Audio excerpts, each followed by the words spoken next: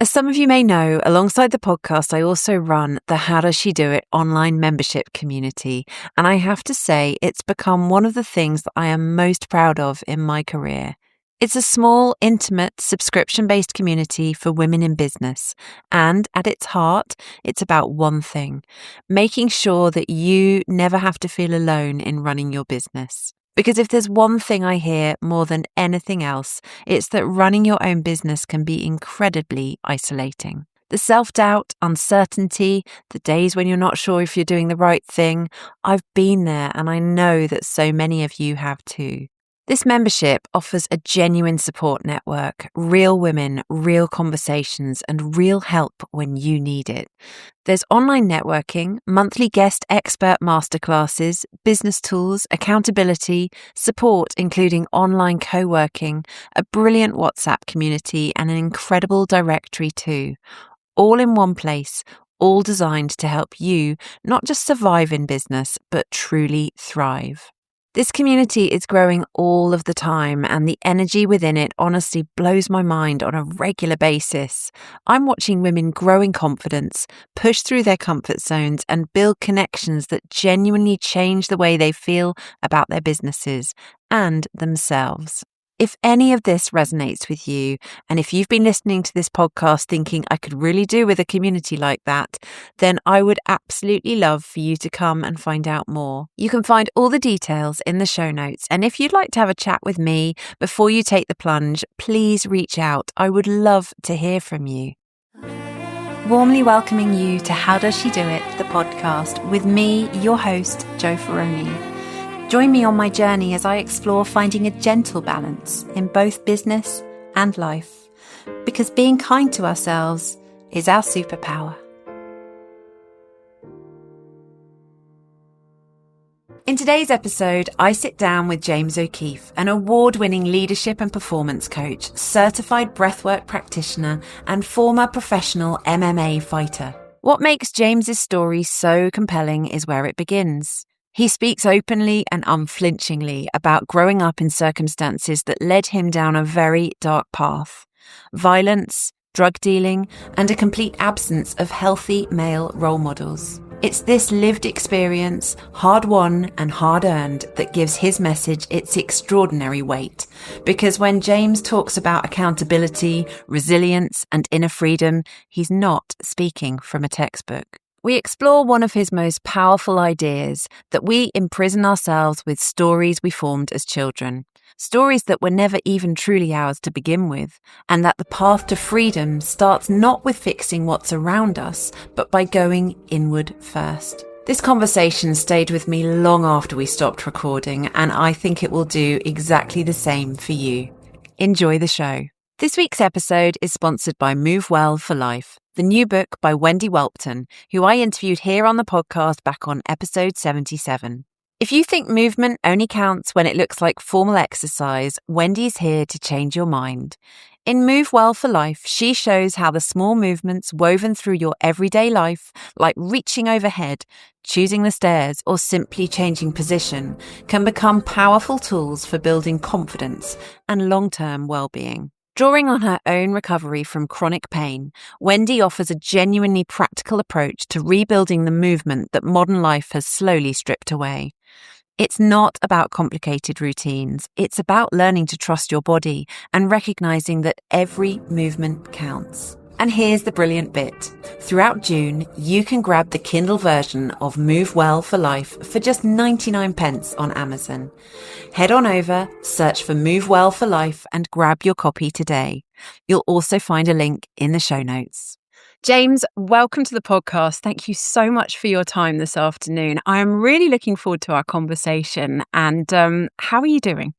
I'm incredible. Thank you. Like, honestly, I'm absolutely honoured to be asked to be on here by you, and it's a joy to be able to talk to. I particularly love talking to women, about this kind of stuff, or whatever we're going to be talking about. The stuff I do, because it's such a nice conversation usually. Because there's so much I can learn, and that hopefully we can come to some fun agreements as well, and have a bit of fun along the way.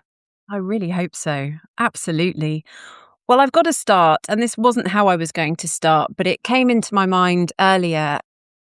Probably the first thing that really stood out about me for you on social media was what you share on your stories. And I'll probably get the line wrong now, but I think you say something along the lines of, I made it, you made it. Yay, that's it. Tell Yeah. me what sparked that? What do you mean by that? And thank you for that because I love it. Oh, thank you. That's really kind. Just interestingly, before that, so one of my friends stopped following me because of that. Oh, Yeah, genuinely, and I still love him because I'm like he's my boy, you know. And I'm like, and but he just told me because that's how I am with some of my friends. Like he's like, I can't stand it. He said it just does it drives me around the twist. I'm like, and that's why I love humans because just because we that annoys him doesn't mean we can't be friends. You know what I mean?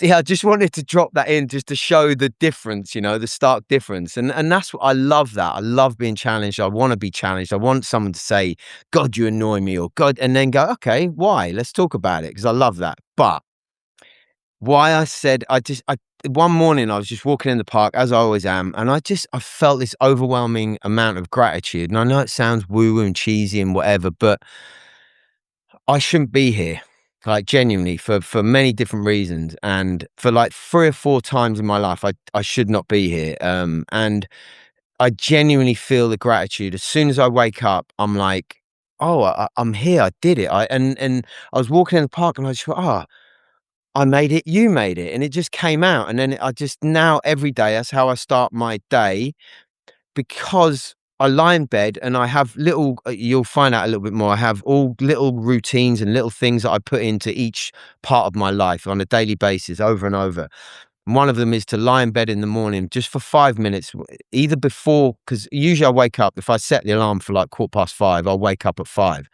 So I set my alarm, but it never usually wakes me up, but I just lie there and I just think about 3 things I'm grateful to myself for, not the world. And this is where I think we get it a little bit wrong. We think, "Oh, my wife, my this, my cat, my dog, my house." I'm grateful for the journey I've been through. I'm grateful for the horrible things that have happened to me that have made me the person I am. I'm grateful for the kindness that I'm trying to put out in the world, and that's it. And then I lie there and I just get that good feeling, and I give myself that good bit of energy, and I bring it into my body. I don't just hope or what, I bring it in, and then I'm like, I made it, and then I get up, do my stuff, and my morning begins, and that's why I did it. and that's why I've invited you on the podcast Oh, because I knew, as you'll know from the title of the podcast, How Does She Do It? I usually interview women, but I feel that you are a guy that really strongly shares so many so many things that I think are so important in this world. And I don't think we're hearing enough men talking about. And so I feel like you're flying a flag. And so for you to share even that first bit of insight for us is golden. It's really, really golden. So thank you for sharing that. thank you. It's funny you say, because yeah, the podcast is mainly women, so I'm absolute. I cannot tell you how honoured I am to be on here because look, I'm gonna be completely real with you because it's interesting today. The whole manosphere thing has kicked off again because of the Louis Theroux documentary. Sorry, and so Lindsay Kane, who's Russell Kane, the comedian and the health guy, he's actually really good guy. Me and my wife, know him a little bit, and I haven't met Lindsay yet, but she posted about it, and I then wrote a long comment about it, and I was that guy. Like, I'm just going to be real with everyone here. I was that guy. I was a horrible little.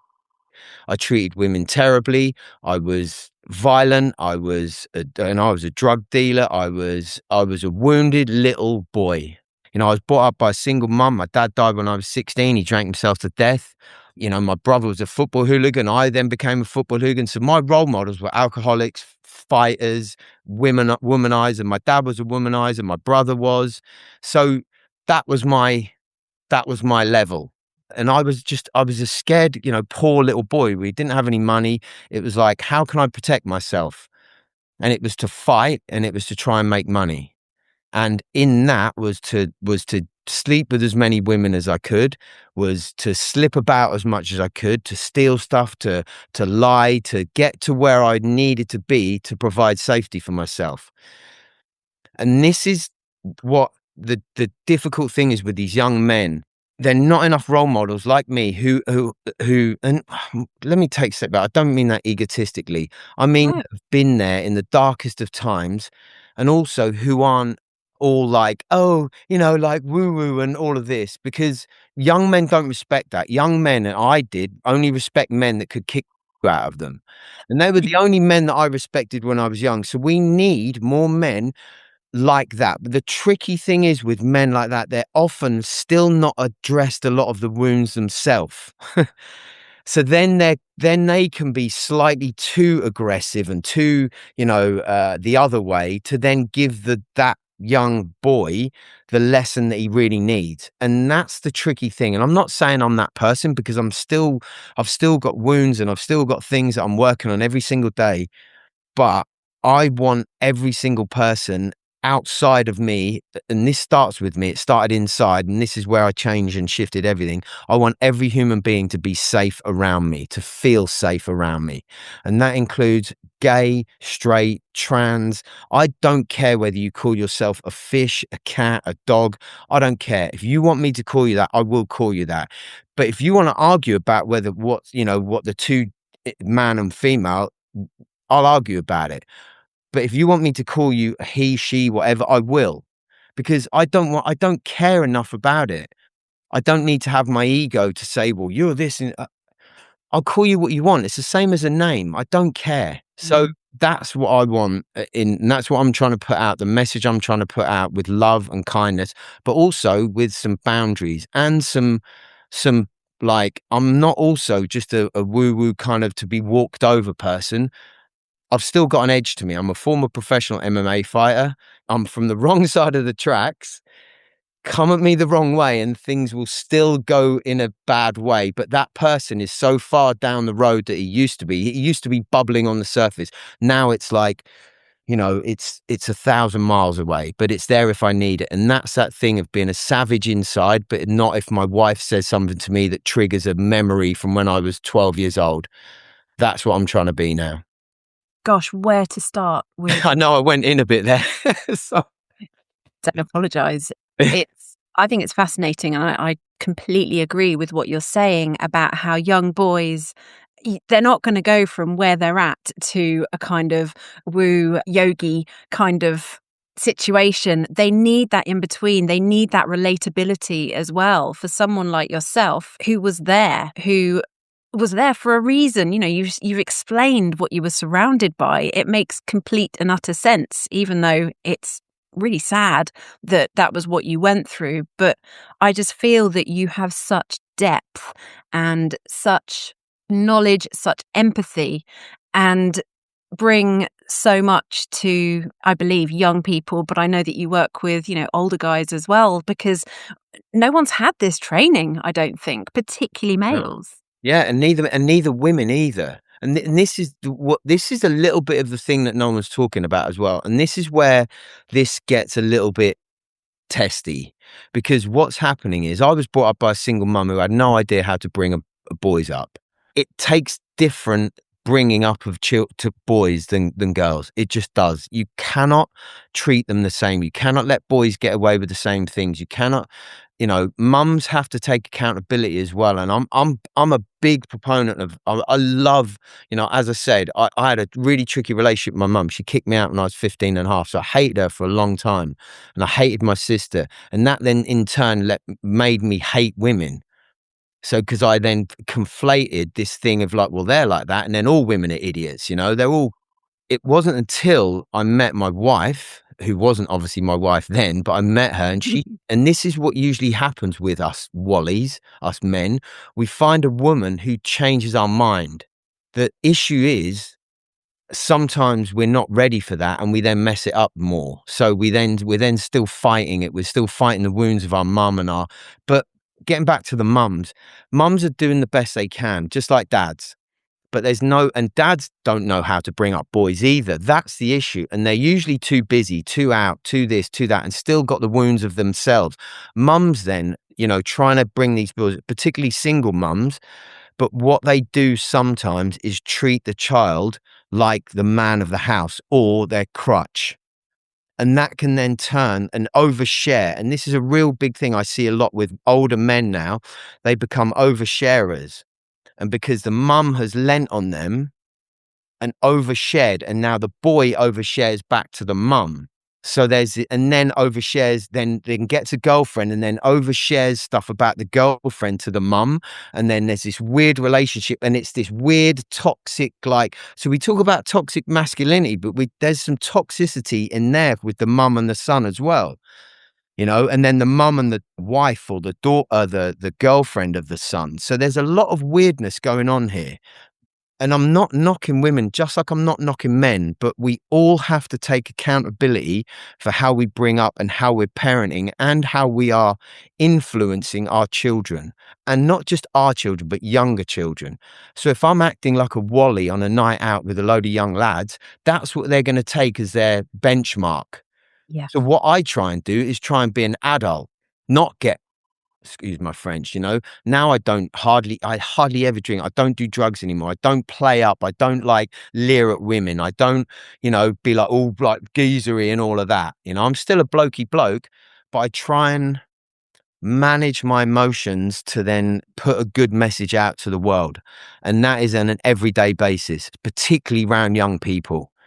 Yeah, I think it's so important. And if you think about young people now compared with young people 20 years ago, there's so many influences. It's not just who they're seeing out on the street, is it? It's who they're feeding their feeds with as Yeah. well. So that messaging, and back to you talking about the Louis Theroux as well, is just coming from all different angles, which is why I think it's especially important to really, really listen to everything that you've said, because we need to work faster, if you like, than the online feed is working. And, that in itself is quite a feat because it's just constant, isn't it? It's just flowing. The only thing we can do, and I've done a couple of talks to parents, and and they've talked about their kids and the phones and this, that, and the other. I'll tell you a little story. So I had a phone call from a lady. It's a friend of mine said, "Oh, a lady wants to talk to you and get you to work with her son." And I'm like, okay, cool. So we had a 20-minute conversation with this lady, and she basically picked up the phone and she just talked for 20 minutes about the problems with her son. Didn't take one breath. Okay. At the end of the 20 minutes, I went, okay. I said, so listen, I'm with, this is with love and respect, and she's like, okay, yeah. I said, but the problem isn't your son, it's you. And she went, I know. And I just then got her to downregulate. I then talked to her. I then worked with her a little bit and her son. So I got her to it's like, I'm not saying dogs and owners are like kids and that, but if we're stressed, if we're anxious, if we're this, that, and the other, our dog's or our animal is going to feel it. So if we're acting up and acting in a certain way, monkey see, monkey do. Yeah. So yes, we're all shouting about the state of children and social media and all of this whilst we're out drinking, doing drugs, shouting at each other as parents, wild with our energy, road rage, this, that, and the other, with kids in the car, swearing, going mad. But then we're just moaning about them. Come on, guys. Yeah. We can do better. So it's go inward first. Let's sort this vessel out. Let's sort out the energy that comes out of this first. Then we can do something about the children and the young people and all of that. Because and I know it's an unpopular. I don't hear anyone else talking like that. And I'm not trying to slate us humans, because I'm just as flawed as everyone, but I do try and show up in the best way I can, particularly around young people. I try and be level, not be wild and all over the place like I used to. I try and be level. Like my nieces and nephews, I'm level all the time. They know that I'm the same person whenever they see me. Whatever I'm going through, whatever I've been through, I'm the same person. I don't get drunk around them. I don't, I don't get drunk at all, but even years ago I didn't, so it's like, and I'm not saying I'm any better than anyone else, but I think we can show up better in better versions of ourselves, and that will teach our younger people that, oh, actually maybe that's the way to be. I love that. And what I'm hearing there is you're saying that we do need to turn the lens on ourselves first. And I think some people might have heard you say about going inward first, which I completely understand and I think is so important. But it might be that they don't quite know what that means. And I think it really is just about taking that time to reflect, to look at ourselves, like you say, observe how we do act in certain situations. I have noticed, and this is slightly different, but I was really struggling with my anxiety, and I have done all my life, but it I'm got sorry to particularly, hear that. Yeah, sorry. oh, bless you. It got particularly bad last year. And the thing that made me really realize that I had to make a change was because of the effect it was having on my boys. And that was heartbreaking for me to realize that I'd been going quite a long time and they'd been witnessing this, and it was really up to me to make a change. And it meant having to go to the doctors, which I didn't want to do. And I've never spoken about this publicly. I've not Oh, actually thank told you. anyone in my membership or my community, but at last I accepted that I and my husband couldn't deal with this on our own any longer, and we needed extra help. And it could be, and this is a very different conversation really to what you're having, but that's just an example of how I had to look at myself and actually my ability and my it's affected lots of things, even my ability to be able to deal with difficult situations that my teenagers are going through. I'm more grounded, more level, and more able to take those things on now. And Oh, there you go, didn't know that was going to come out.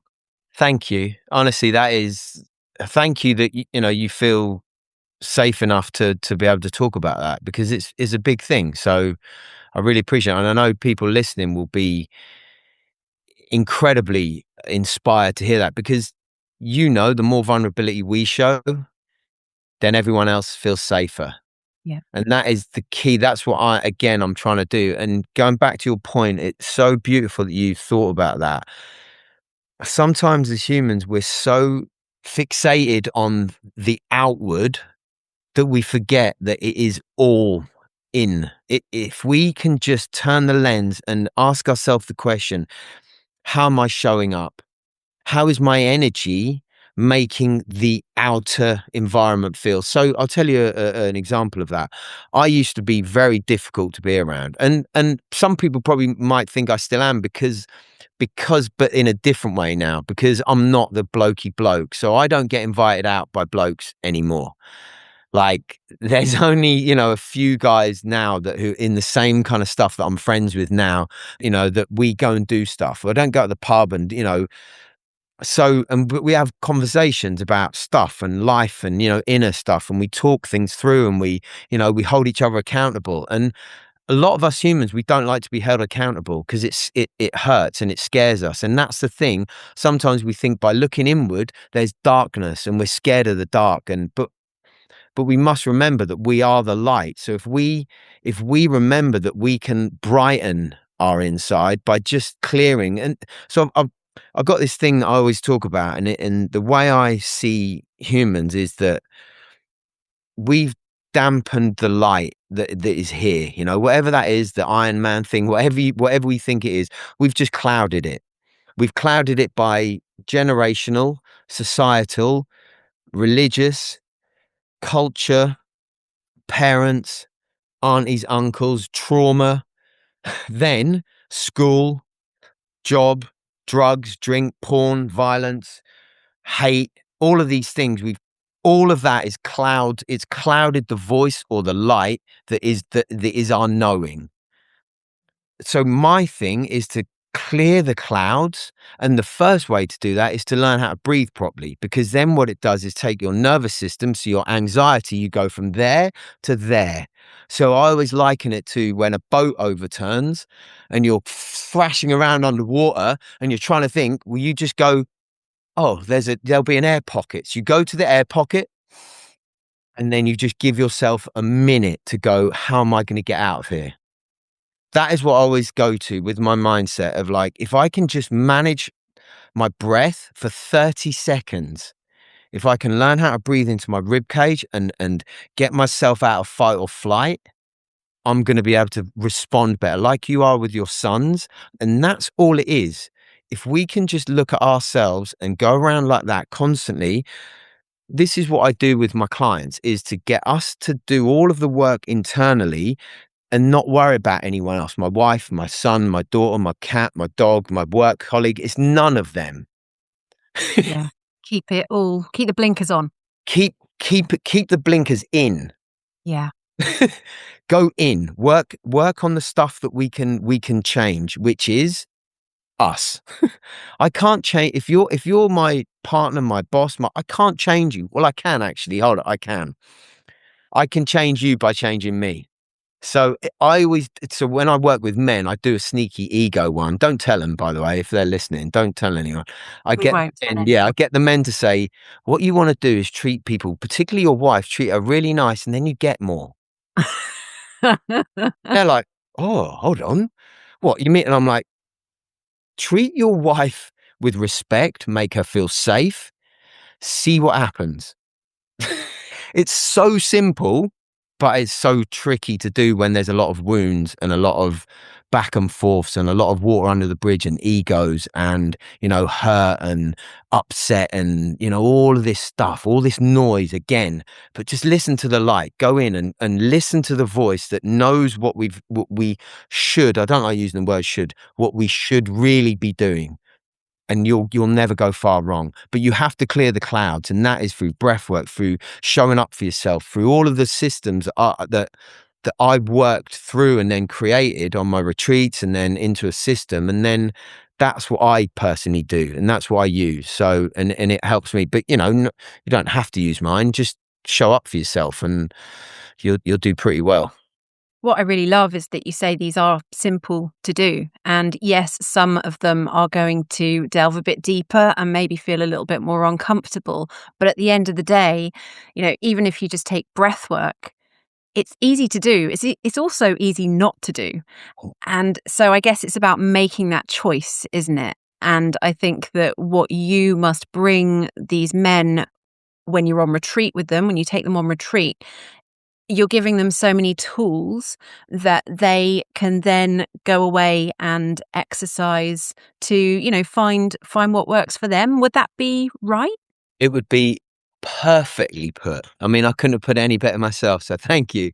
And that's what we do in every retreat, whether it's a women's retreat, a day retreat, a 3-hour thing that I do, and corporate, whatever it is, whatever I do, I bring that energy into the room of accountability, ownership, of showing up for ourselves. And then, okay, so how can we do it? Okay, through these things, practical tools, you can do them. And then everything will change in your life. And it will change from the inner and in the inside. But and I get this with my clients, they come back and they go, oh my God, my wife or my so-and-so or my boss isn't being like this anymore. And I'm like, no, Sherlock, excuse my French. I'm like, it's not because, I'm this, again, I'm not this incredible like guru or this Tony Robbins-esque person. I'm not that. I'm just a regular bloke who's been through the darkest of dark, but freed myself from my internal hatred and my internal, I'm not good enough, and my internal wound of the rubbish that I told myself and other people told me that I believed and I took on as my story and then carried that around with me my whole life. For 48 years, I carried around, I'm not good enough. And only 2 years ago, I managed to not hate on myself anymore internally. It took me 48 years, but then you could argue that, wow, I'm free, and I am free. And I literally cannot believe that I can be like this in my head. I didn't think it was possible because I was so imprisoned in my own head. We all do it. We imprison ourselves with our own thoughts. When we say that out loud, I imprison myself with my own thoughts and hatred. Here's the thing. They're not our thoughts. This is the crazy thing. They're old stories from someone else Yeah. that we've taken because someone said it enough that we've then gone, well, it must be true because they said it to me when I was 7, when my brain was developing, or 10 or 12, or this happened, and now let me take that on and let me suffer now my whole life. Rather than going into it and getting some short-term pain for long-term gain. We don't like that as humans. We like short-term gain, long-term pain. Yeah, we seem to almost put up with it because that seems to be life. And I think that what you're sharing made me think about some of the clients that I work with. And although this is a really different topic, I often recognize that my clients, and myself included, because I mean, I'm forever on a journey as well. Yeah, likewise. It's often ourselves that put those blocks in our own way. It's not. It's only ourselves. Yeah, and that could have come from, probably has come from society and conditioning and family and all those things that you talked about. But it's so incredibly refreshing when we recognize that and we almost go, I'm not going to allow that anymore. Like, I feel like I typecast myself as the nervous, anxious, quiet in the corner sister. I've got I've got a younger sister who was the one on stage. Everyone loved, her performances and everything. And I almost typecast myself as the one. I'd love watching her and I'd always support her, but I was the quiet one. And I've carried that for so many years and been doing a lot of work on myself. And now I'm actually like, yeah, I deserve to be speaking. I deserve to be putting myself out there. Yeah, I've got a voice. Yeah. I know, and I'm worthwhile as well to be listened to. Not because I think I'm brilliant or I think I'm this, that, or the other, No. but because I'm a human being with an opinion and with love and kindness. But the beautiful thing is and this is the thing, we go, okay, well, let me carry that story. But then if we go, okay, instead of me saying the negative, like, I'm not going to carry that anymore, we go, okay, I'm going to use the fact that that was the story. I'm going to use that to propel me now. So what I'm going to do is use that story to go, well, what that has given me by being the one watching all the time is an analytical brain. I then go, yeah, well, I can actually work out how people are and what happens. And that's how now what makes me really good at what I do. Yes. So, so then we go, well, okay, well, now what was my story is now my superpower. Mic drop moment. I love that. What was my story is now my superpower. And Right. that's actually just triggered the thing that I couldn't remember I wanted to say just now. And when you were talking about your mind being imprisoned, you being imprisoned essentially on the inside, it just made me think about how very sweet it feels when you do the work and you get beyond that and you go, like you say, it took you 48 years to get to this point. How incredible does that feel? Because you know how the opposite feels. So you Oh, must well, appreciate it even deeper. honestly, even now I'm goosebump I just got because, goosebumps. yeah, because I can't describe to another human. Once you feel like you've freed yourself from the torture, the constant, the probably 5 sentences that we tell ourselves that don't go around my head anymore.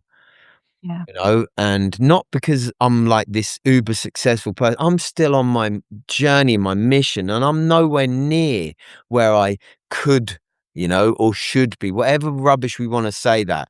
I know I've got huge aspirations for myself and how I want to get my message out and how I want to help as many human beings as I can, with love and kindness and a bit of badass in there as well, a bit boundaries and some accountability and some tough love as well. I'm not just about, I'm not this guy to just, there's tough love in here as well. You've got, if you're going to work with me, you're going to have a bit of tough love as well, but it's with love. It's not from a place of I'm better than you. It's from a place of I am you. You are me. We are just part of exactly the same existence in every single way. It's just sometimes, again, that some days I can free myself of something that I didn't think possible. And that's it. And I'm not, I don't even like using the word work. I'm not doing the work anymore. I'm freeing myself every day. I'm freeing myself a little bit more every day. I'm not workers. That again, it makes us feel like we're doing more of a grind, and I'm not doing that. I'm not playing that game. I'm flowing. I'm letting go. I'm being the version of me that is the best I can be every day. I really am. And that's all I want to do. And if I can get that message out and help one person, then I didn't know why I thought why I started Unguarded Warrior was because I wanted to. Well, I actually started it because I think I was in so much pain. 7-8 years ago, I went on loads of different retreats, and then I started Unguarded Warrior because things were missing, and I was like, well, this isn't right. That's not right. I think I can do my own thing here. I didn't realize why I actually started it was to stop another 16-year-old go through what I went through with my dad, because for some reason, he drank himself to death rather than dealing what was going on inside. And that is it. There's no other anything about that. That is what he did. He knew he was going to die. He got told he was going to die if he kept drinking. He left 3 kids, and I hated him for a long time for that. And I felt so much guilt. But I understand, because when I went through stuff, when I wanted to kill myself, when I wanted to, when I was trying to kill myself with drink and drugs, I understood. I felt that anger, that pain, that sadness, that wound inside of me as a man. It was like, I viscerally feel it. When another man is I can see it in them when they've had enough, because I've been it. And this is the thing, I think, why I haven't got loads of male friends anymore in the way of like blokey blokes, because they know I can see their bull, because I bullshit everyone my whole life. Yeah. So you recognize it. Yeah. and it's really interesting. So when I do women's retreats as well, I always connect really deep. I can obviously connect with a lot of the women, because I love women. I love, my mum, my wife. I adore women. I think you are so incredible. I think you're so multifaceted in every way. And I do adore men as well. Mm. But I always connect with women who have been through it. And I just see, and we do the cold water stuff sometimes, and I'm like, and the one thing I always tell them, and they're in the cold water and they're panicking, I'm like, why are you panicking? You've been through worse than this. And it just switches them. And they go, yeah, I have. And then they just go calm. Oh, Yeah. okay. Yeah. Because you have, like, this life that we lead, we overplay the stuff we've been through as well. We play it over and over in our heads. It's just a story. The same as me. I'm not going to sit here and go, oh, well, this happened, and keep going on about it all the time. It's boring. I don't care what happened to me. I don't care. Mm. I am who I am. That's it. And I know that I'm trying to show up better every day. That's all I need to know. I don't need to go to a desert island for 7 years to find myself. I'm here. I'm trying to be the best version of me I can every day. That is all I need to know. Yeah. And by doing that and by sharing that, you absolutely lead the way for others, because it's not like you've led a happy, jolly, everything's perfect in life kind of life. So no one can turn around to you and go, well, how could you be looking forward and, finding your flow with all that you do? I've got stuff I've been through, but they know that you have been through a heck of a lot of stuff as well. You know what? I also get it, because I'm married to Beverly Knight, and, I've got this amazing life, and they all think we're like multi-millionaires and blah, blah, blah, blah, blah. And that's not true. And, oh, it's easy for you and blah, blah, blah. But it isn't. It isn't easy for anyone. No one knows what I've been through some they do now, because I've talked about it. In the last 15 years, I've been through more mad stuff than I did in my early days, which I thought was over. So I've had the last 15 years, and this is the thing. I could say so I've been with my wife 18 years now. I could look back and I could find all the bad things that have happened to me in 18 years and say I've had the worst 20 years of my life. Or I could say I've had the best 20 years of my life. Yeah. What story do I want to choose? That's the difference. You don't get it chosen for you. What happens? Stuff happens. No one's denying that. But what are you going to choose to do about it? That's it. You have one choice. You either go abundant or you go scarcity.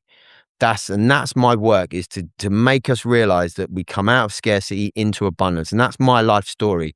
And that's why I do that, because it's like you can sit and wallow in your own, quagmire your whole life and it'll get you nowhere. Or you can choose to be abundant. And that doesn't mean you've got to have loads of money or loads of this, that, and the other. You've just got to think. And this is as simple as this. This is the key thing to abundance. Whatever happens, I will be okay. That is it. It's as simple as that. Don't overcomplicate it.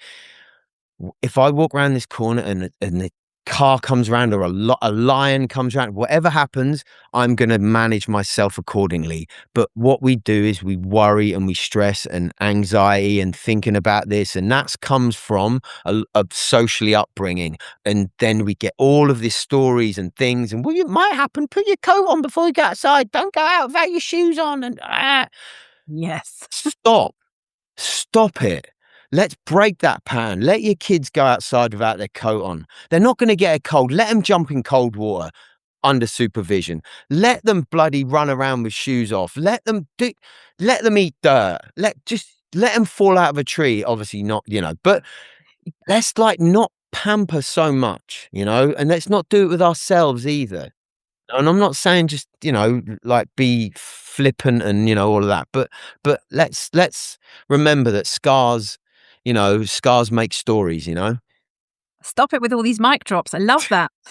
Yes, scars make stories. They absolutely do. And I love what you're saying. And I think that you've made it really clear, actually, that we have one decision, and that is to go with the scarcity or the abundance direction. And then just do it. Just do it.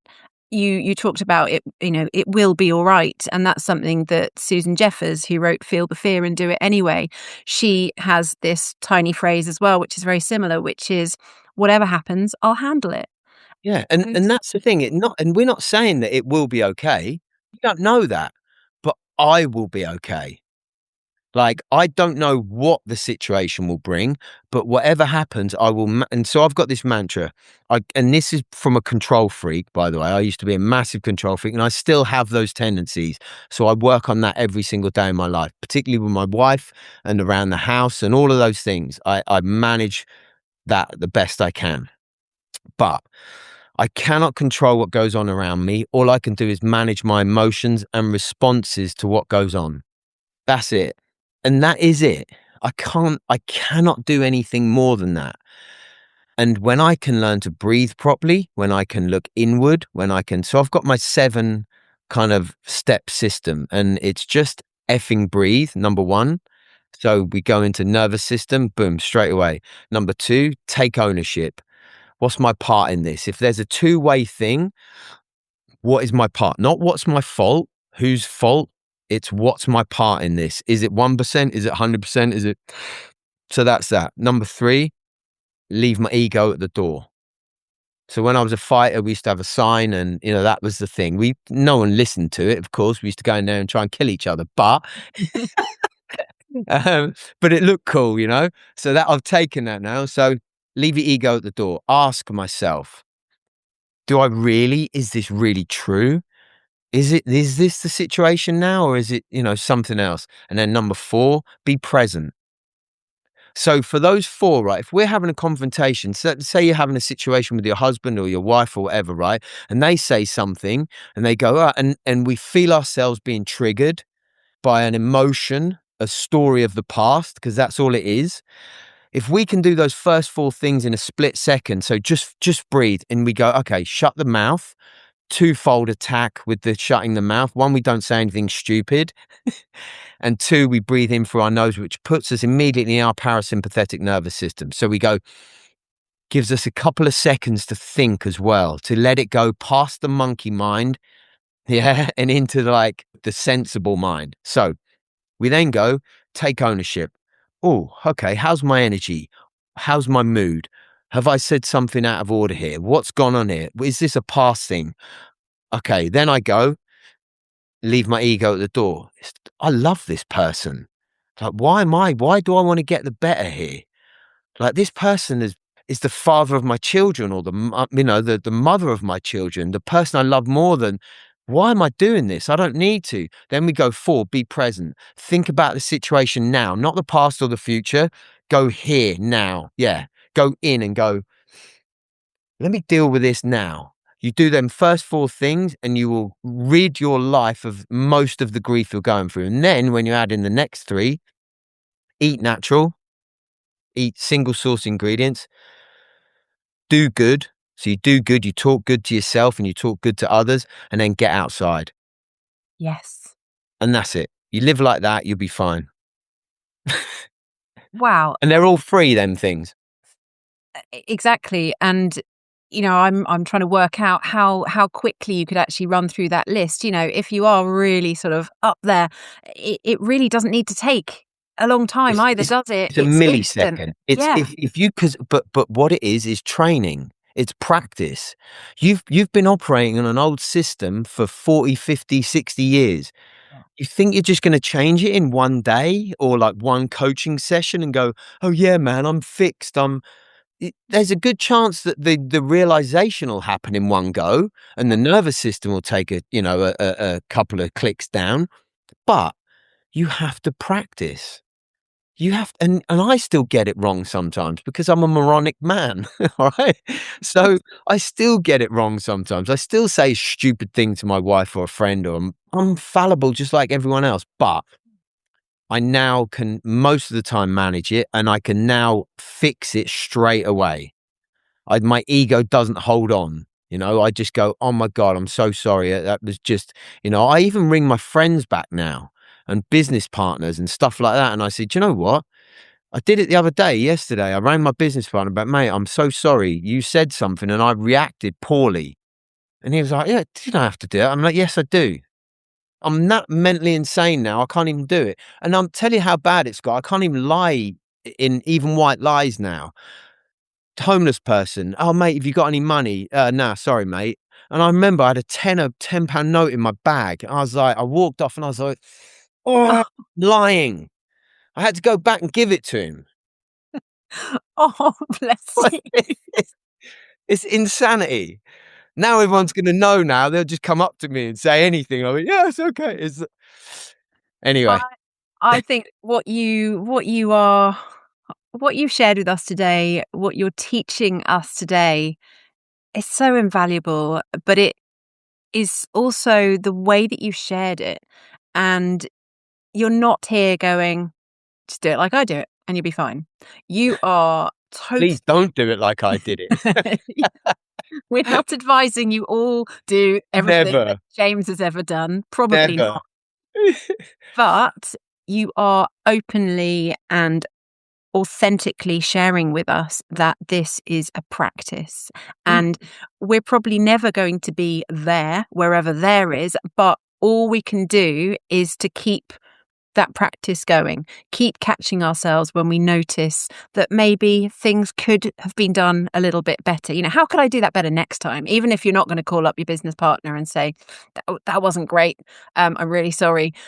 Just to have that observational piece in our lives. I think that I'd be interested to know what you think, but certainly from the people that I work with, everyone is cramming so much into their lives. So really, it's not allowing much time or space to put the energy into reflection, into looking at ourselves. And I think we've got to almost shoehorn it in as much as we can.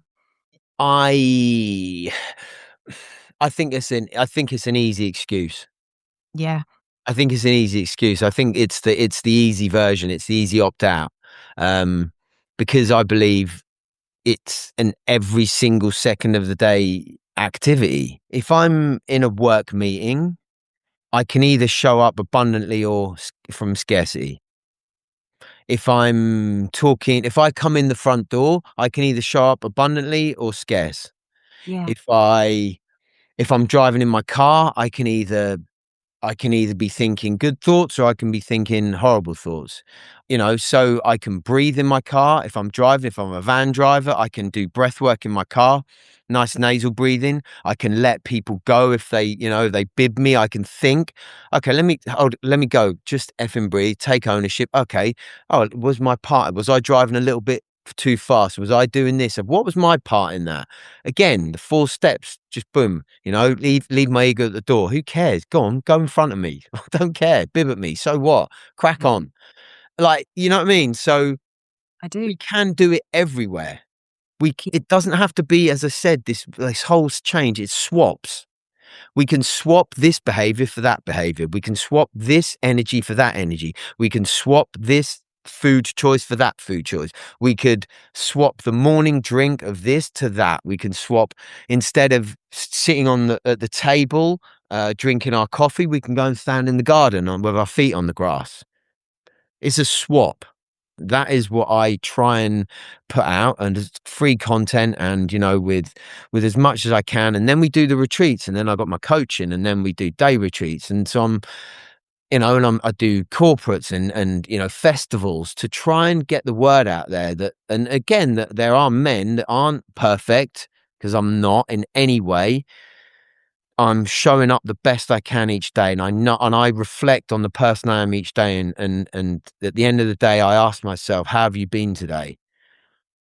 And some days I'm embarrassed still by myself, and I go, okay, you're going to do better tomorrow, buddy.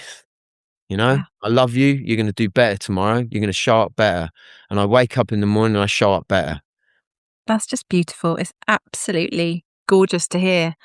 And Thank you. I know that this is going to be inspiring my listeners, and I really, really encourage them to get their partners or brothers or young sons to listen to it. I'm certainly going to get my boys to listen to it, because what you're offering us is such a brilliant blueprint with which to just, start from tomorrow onwards.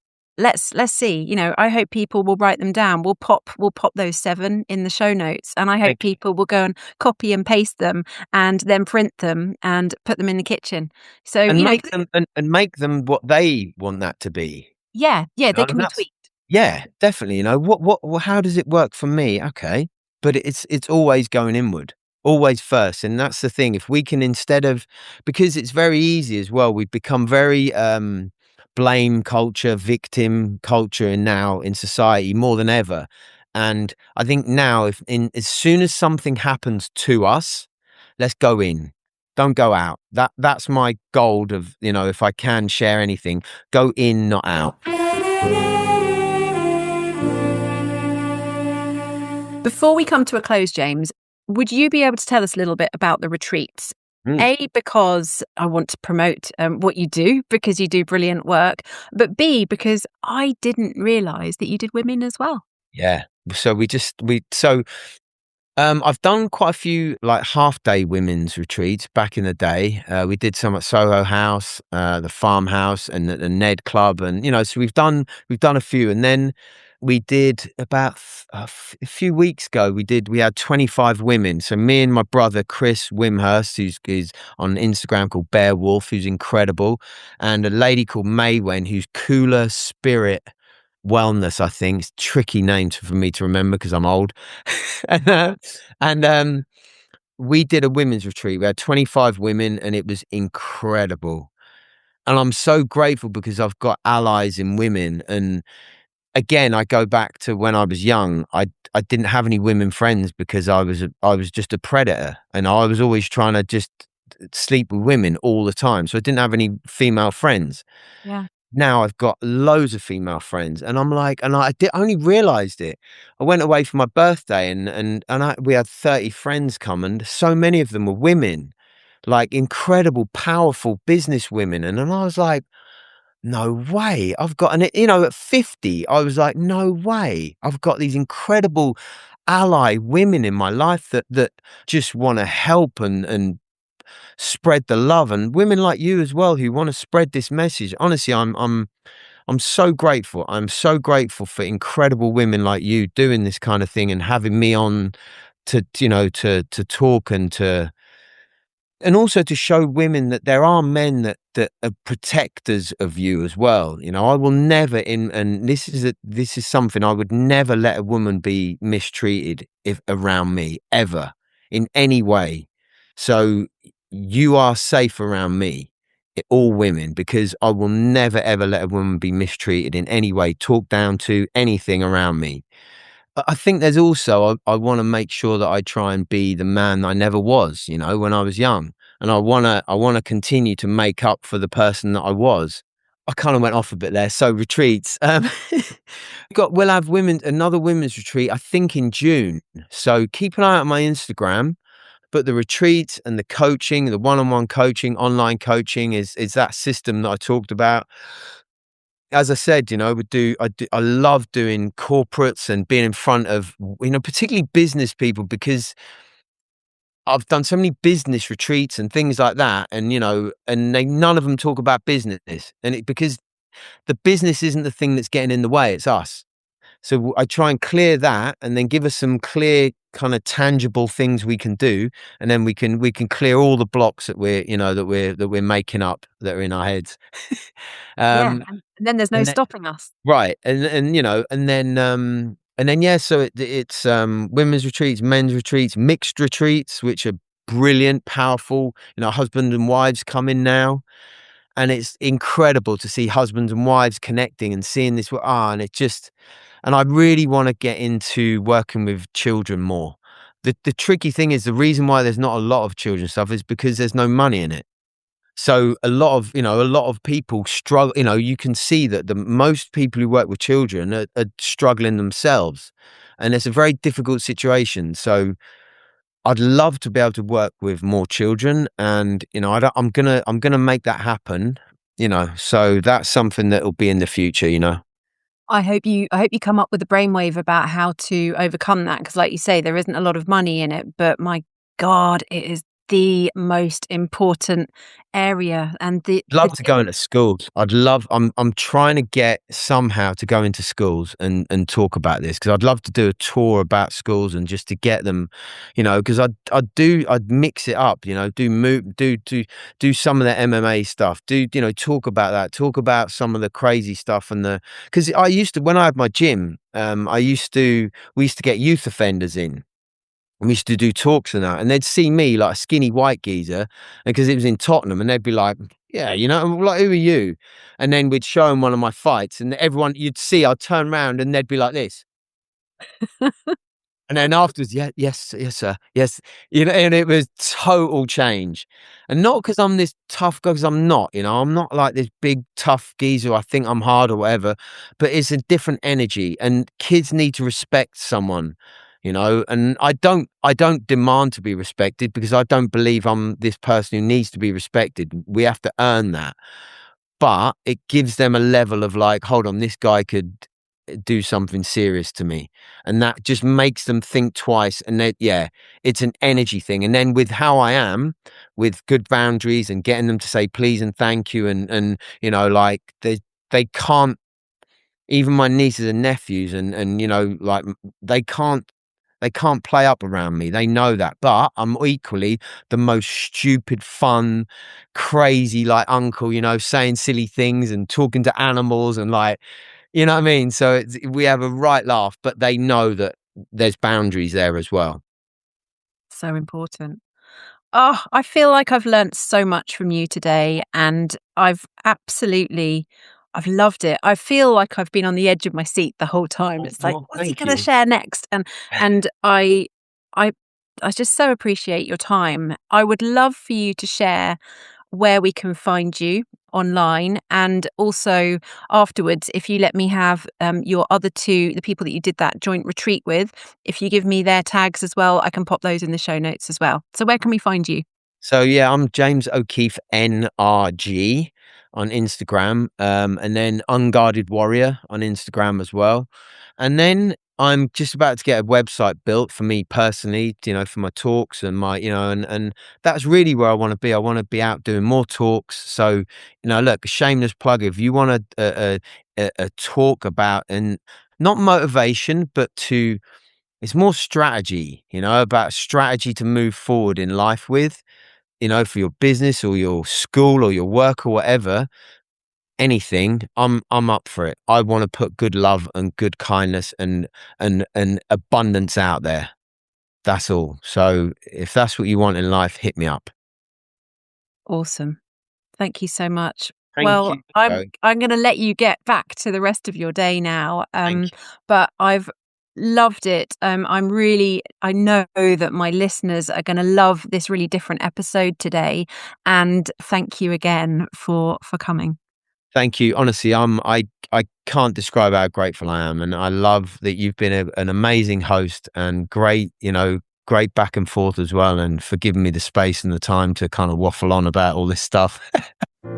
Thank you so much for listening today. I really hope you enjoyed the episode. If you did, I'd love you to take a moment to share and subscribe too. Come and join me over at How Does She Do It Life on both Facebook and Instagram. And until we speak again, I wish you a wonderful week ahead.